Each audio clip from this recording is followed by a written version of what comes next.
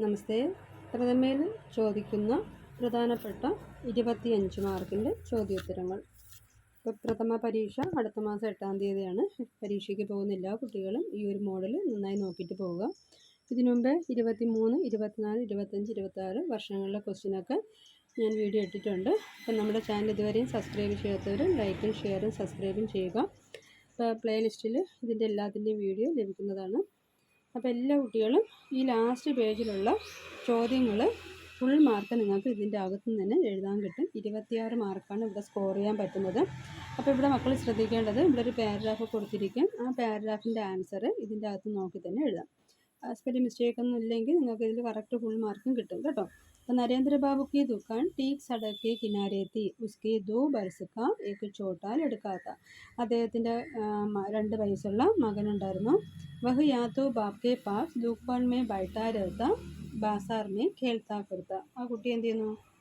അച്ഛൻ കടയിൽ പോകുമ്പോൾ അച്ഛൻ്റെ കൂടെ കടയിൽ പോകും, എന്നിട്ട് എന്ത് ചെയ്യും? അവിടെ ഇരുന്ന് കളിച്ചുകൊണ്ടിരിക്കും. അപ്പോൾ ഇതാണ് പാരഗ്രാഫ്. അപ്പോൾ പാഠഭാഗത്ത് നിന്ന് വരുന്ന കഥകളുണ്ടല്ലോ, ഇതിൻ്റെ കുൽഹാദിയുടെ പാഠം, ഏകതയുടെ പാഠം, അഭിമന്യു, ബംഗാളി പഠിക്കുന്നതിനെക്കുറിച്ച്. അപ്പോൾ അങ്ങനെയുള്ള പാഠങ്ങളുടെ കഥകളിൽ നിന്ന് ഏതെങ്കിലുമൊക്കെ ഒരു പാരഗ്രാഫ് ചോദിക്കും. ആ പാരഗ്രാഫും ബന്ധപ്പെട്ട് ക്വസ്റ്റ്യൻ ആൻസറൊക്കെ എഴുതാൻ ചോദിക്കും. അപ്പോൾ അത് നന്നായിട്ട് വായിച്ചിട്ട് പോവുക. നരേന്ദ്ര ബാബു की दुकान किसके किनारे थे, ഏതിൻ്റെ അടുത്തായിരുന്നു? അപ്പോൾ ഫസ്റ്റ് സെൻറ്റൻസ് തന്നെ ആൻസർ ഉണ്ട്. നരേന്ദ്ര ബാബു की दुकान ठीक सड़क के किनारे थी. നരേന്ദ്ര ബാബു की दुकान में उसके सिवा और कौन था? വേറെ ആരായിരുന്നു? 2 बरस का छोटा लड़का. छोटा लड़का कहाँ बैठा था? എവിടെ ഇരിക്കുകയായിരുന്നു छोटा लड़का? बाजार में दुकान के बाहर खेल रहा था. छोटा लड़का कितने बरस का था? എത്ര വയസ്സായിരുന്നു? 2 बरस का. അപ്പോൾ ആ ആൻസർ എല്ലാം അതിൻ്റെ അകത്ത് തന്നെ നോക്കി എഴുതാം. മിക്കവാറും ആദ്യത്തെ സെൻറ്റൻസിൻ്റെ ആദ്യത്തെ ആൻസർ കാണും, രണ്ടാമത്തെ സെൻറ്റൻസിൽ രണ്ടാമത്തെ സെയിമായി വരുന്ന ക്വസ്റ്റ്യൻ നോക്കിയിട്ട് അതുമായി ബന്ധപ്പെട്ട് ആൻസർ എന്ത് ചെയ്യാൻ പറ്റും. ഓക്കെ.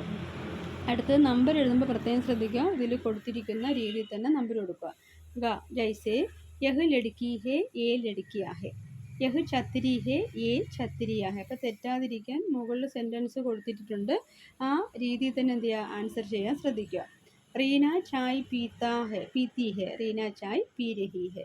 ആപ് ഘർ ജായിയെ തും ഘർ ജാവോ. അതുപോലെ ആപ് ചായ് പീജിയെ തും ചായ് പിയോ. രാജു ഹിന്ദി ലിഖ്താ ഹേ, രാജു ഹിന്ദി ലിഖ് രഹാ ഹേ. വഹ് ഹിന്ദി പഠ്താ ഹേ, വഹ് ഹിന്ദി പഠ് രഹാ ഹേ. അടുത്ത് ഞാൻ പേന കൊണ്ട് എഴുതുന്നു, മേ കലം സേ ലിഖ്താ ഹൂം. അവൻ കളിക്കുന്നുണ്ടാകും. വഹ് കേൾത്താ ഹോഗ. അവർ ആൺകുട്ടികളാകുന്നു. വേ ലഡ്കേ ഹൈ. താങ്കൾ ഇവിടെ വന്ന് ഇരുന്നാലും ആപ് യഹാ ആകർ ബൈഠിയേ. ഇവ പഴങ്ങളാകുന്നു. യേ ഫൽ ഹൈ. അപ്പോൾ ഇത്രയാണ് അതിൻ്റെ ആൻസർ വരുന്നത്. അപ്പം മലയാളം വായിച്ചെഴുതാൻ പറ്റുന്ന കുട്ടികൾ മലയാളം വായിച്ചിട്ട് ഹിന്ദിയിലോട്ടാക്കുക. ഇംഗ്ലീഷ് അറിയുന്നുള്ള കുട്ടികൾ അതിനെ ഇംഗ്ലീഷ് വായിച്ചിട്ട് ഹിന്ദിയിലോട്ടാക്കുക.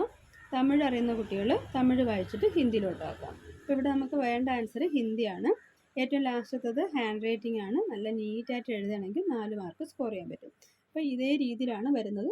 മോഡൽ ഇങ്ങനെയാണ്, ക്വസ്റ്റ്യൻ ചെറിയ രീതിയിലൊക്കെ മാറ്റം വരും. അപ്പോൾ ഇവിടെ നിന്ന് ഫുൾ 26 മാർക്ക് നിങ്ങൾക്ക് സ്കോർ ചെയ്യാൻ കഴിയും. ഇവിടെ ആൻസർ കൊടുത്തിട്ടുണ്ട്. ആൻസർ സ്ക്രീൻഷോട്ട് എടുത്ത് പഠിക്കുക കേട്ടോ. അപ്പോൾ ഈ ആൻസറൊക്കെ എഴുതി പഠിക്കുക. യഹ് ഛത്രി ഹേ, ഏ ഛത്രിയാ ഹേ. റീന ചായ് പീത്തി ഹേ, റീന ചായ് പീ രഹി ഹേ. ആപ് ചായ് പീജിയെ, അവിടെ ആപ്പ് വന്നുകൊണ്ടാണ് പി ജി വന്നത്. അപ്പോൾ തും ചായ് പിയോ, ഇവിടെ തും വരുമ്പോൾ പിയോ. വഹ് ഹിന്ദി പഠ്താ ഹേ, വഹ് ഹിന്ദി പഠ് രഹാ ഹേ.